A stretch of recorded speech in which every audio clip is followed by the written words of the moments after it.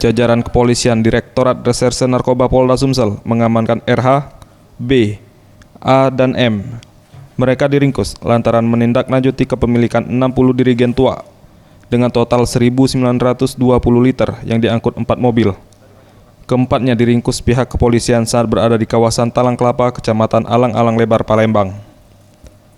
AKBP Amazona, Wadires Narkoba Polda Sumsel mengatakan, tuak tersebut diangkut keempat tersangka dari kawasan Banyu Asin yang juga merupakan home industry tempat mereka membeli tuak tersebut, yang saat ini masih dalam penyelidikan pihak kepolisian. Tuak tersebut rencananya akan diecerkan ke warung-warung yang ada di Kota Palembang.